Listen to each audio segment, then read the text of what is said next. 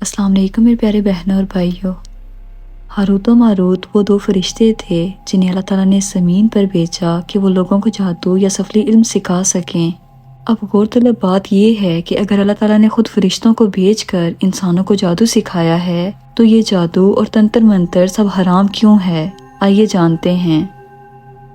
دوستو، ہاروت و ماروت کے متعلق اس قدر قصے کہانیاں مشہور ہو چکے ہیں کہ ان میں سے حقیقت کو تلاش کرنا ایک انتہائی مشکل کام ہے، مگر بنیادی طور پر دو روایات ان کے متعلق بہت خاص مانی جاتی ہیں۔ ایک وہ جو قرآن و حدیث میں موجود ہے، جبکہ دوسری وہ جو کہ توریت اور انجیل اور اسرائیلی روایات میں آتی ہے۔ ان اسرائیلی روایات کی مختلف علماء اور مورخین نے بھی تائید کی ہے۔ آئیے پہلے قرآن پاک سے ان کے متعلق جانتے ہیں۔ دوستو، ایک زمانہ ایسا تھا جب شہر بابل روئے زمین پر تہذیب و تمدن کا مرکز تھا۔ یہاں کے لوگ بتوں کو پوجا کرتے تھے۔ ان کے ایمان کے مطابق یہ لوگ اپنی قسمت کو خود سے وابستہ سمجھتے تھے، جسے وہ خود سے بدل سکتے تھے جادو اور سفلی علم کے ذریعے۔ اس وجہ سے یہ لوگ علم نجوم اور علم فلکیات میں بہت ماہر تھے۔ ان کے بت قدوں میں ستاروں کی پوجا بھی کی جاتی تھی۔ یہ لوگ اس قدر خود پرست ہو چکے تھے کہ اس علم کا ناجائز استعمال کر کے معاشرے میں خوب فساد پھیلایا کرتے تھے۔ ان لوگوں میں ہر شخص ہی ایک بڑے جادوگر کے نام سے جانا جاتا تھا۔ اس قوم کا جادو دور دور تک مشہور تھا۔ مختلف علاقوں سے لوگ ان کے پاس آتے کہ وہ جادو کے ذریعے ان کی مشکل کا حل نکالیں۔ لہٰذا جب سحر و جادو کا علم بابل میں عام ہو گیا اور لوگوں کی تکلیف اور پریشانی کا باعث بن گیا تو اللہ نے دو فرشتوں کو انسانی صورت میں بابل میں بھیجا جن کا نام ہاروت و ماروت تھا، تاکہ وہ لوگوں کو اس جادو کو باطل کرنے کا طریقہ سکھائیں تاکہ وہ جادوگروں کے فساد اور شر سے محفوظ رہ سکیں۔ لیکن یہ تعلیمات جو ہاروت و ماروت سکھاتے تھے یہ کسی غلط مقصد کے لیے بھی استعمال ہو سکتی تھیں۔ حالانکہ وہ فرشتے لوگوں کو یہ تعلیمات سکھانے سے پہلے یہ تنبیہ کرتے تھے کہ یہ سب تو صرف اللہ کی طرف سے تمہارے لیے آزمائش ہے، مگر پھر بھی وہ لوگ ایسے کاموں میں پڑ گئے جو انسانوں کے لیے ضرر اور نقصان کا باعث تھا۔ دوستو، بابل میں ابھی یہ سب کچھ جاری تھا کہ اتنے میں دوسری طرف فلسطین میں بنی اسرائیل پر حضرت سلیمان علیہ السلام کی حکومت آئی۔ جب بنی اسرائیل مصر سے فلسطین آئے تو یہ انتہائی متکبر اور گھمنڈی ہو چکے تھے اور یہ مصر سے ہر قسم کا جادو کا علم سیکھ کر آئے تھے۔ اسی وجہ سے یہ قوم بھی جادو کے ذریعے ایک دوسرے کو نقصان پہنچایا کرتی تھی۔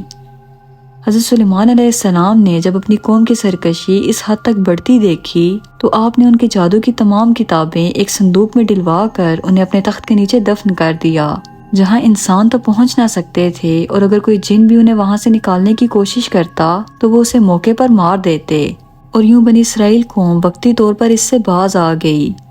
مگر جب حضرت سلیمان علیہ السلام کی وفات ہوئی تو شیطان قوم بنی اسرائیل کے پاس آیا اور ان سے کہنے لگا کہ سلیمان پیغمبر نہیں تھے، بلکہ وہ تو ان کتابوں کے ذریعے حکومت کیا کرتے تھے جو انہوں نے اپنے تخت کے نیچے دفن کی ہیں۔ یہی ان کی ان تمام غیر معمولی طاقتوں کا راز ہے جس سے وہ جنات پر حکومت کرتے تھے اور ہوا میں پرواز کیا کرتے تھے۔ تم بھی یہ جادو سیکھ کر یہ طاقتیں حاصل کر لو۔ بنی اسرائیل اس انسان نما شیطان کے بہکاوے میں آ گئے اور انہوں نے اس کی پیروی کی۔ ان لوگوں نے زمین کھود کر ان کتابوں کو نکالا اور اسے روحانی علم سمجھ کر سیکھنا شروع کر دیا، لہٰذا دوبارہ یہ شر انگیز علم اس قوم میں سرایت کر گیا۔ مزید یہ لوگ ہاروت و ماروت سے جادو کا علم سیکھنے کے لیے بابل کی جانب روانہ ہوئے۔ ہاروت و ماروت فرشتوں نے انہیں ڈرایا کہ ہم تمہاری آزمائش کے لیے بھیجے گئے ہیں، یہ جادو سیکھنا کفر ہے، مگر انہوں نے ضد کی اور یہ جادو سیکھ لیا۔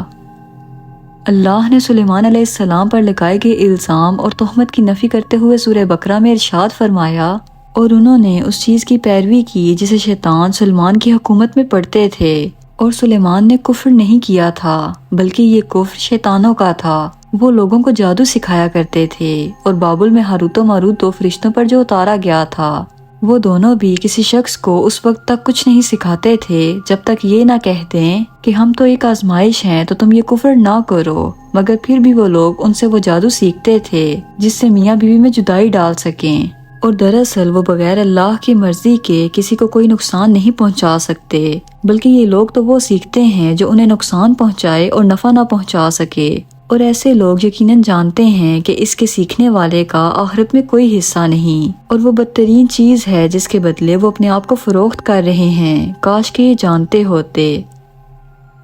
دوستو اب دوسری روایت جو کہ ہاروت و ماروت کے بارے میں مشہور ہے وہ یہ ہے کہ حضرت ادریس علیہ السلام کے زمانے میں ایک مرتبہ آسمان اور زمین کے درمیان سے پردوں کو ہٹا دیا گیا۔ فرشتوں نے زمین پر آباد انسانوں کو دیکھ کر تعجب کیا اور بولے، یا رب العالمین، ہم تو گناہ کے قریب بھی نہیں جاتے، جبکہ یہ بنی آدم گناہوں میں اتنے مبتلا ہیں۔ اگر ہم ان کی جگہ ہوتے تو کبھی تیری نافرمانی نہ کرتے۔ اللہ تعالیٰ نے فرمایا کہ انسانوں کو غصہ اور شہوت دی گئی ہے، اگر یہ چیزیں تمہیں دی جائیں تو تم بھی انہی کی طرح گناہ کرو گے، لیکن فرشتوں نے کہا کہ ہم ایسا ہرگز نہ کریں گے۔ لہٰذا اللہ کے حکم سے فرشتوں نے اپنی جماعت میں سے 2 بہترین اور اطاعت گزار فرشتوں کو چن لیا، جن کا نام ہاروت اور ماروت تھا۔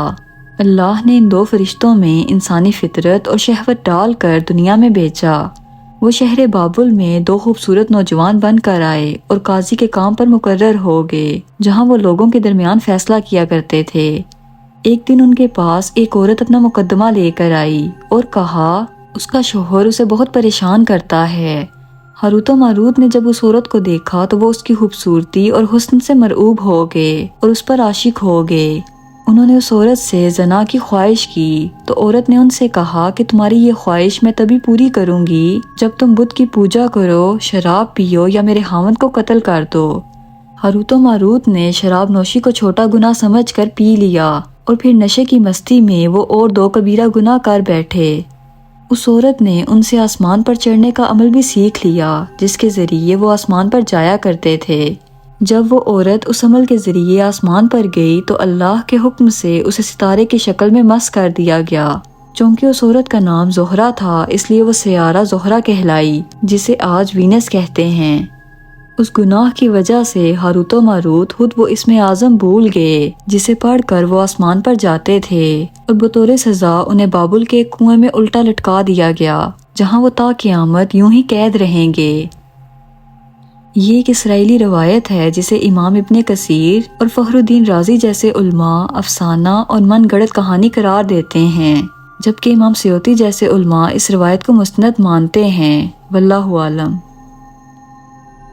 دوستو ہاروت و ماروت لوگوں کو جادو صرف اس وجہ سے سکھاتے تھے تاکہ اللہ تعالیٰ کی طرف سے ان کی آزمائش کی جا سکے، جس کو سکھانے سے پہلے وہ اسے کفر کہہ کر لوگوں پر اپنی حجت تمام کرتے تھے۔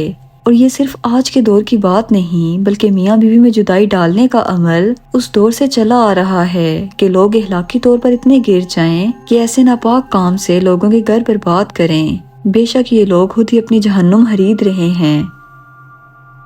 دوستو بعض عربی داستانوں میں اس کنویں کا ذکر بھی ملتا ہے جہاں کئی لوگ پہنچے اور ہاروت و ماروت سے ملاقات کر کے جادو کا علم بھی سیکھا، جبکہ بعض مورخین کا کہنا ہے کہ عراق کے شہر ہلا کے قریب ایک کھنڈر میں موجود قدیم کنواں ہے جہاں سے بابل کی سرحد شروع ہوتی تھی۔ یہ اس کنویں کو ہی چاہے بابل قرار دیتے ہیں۔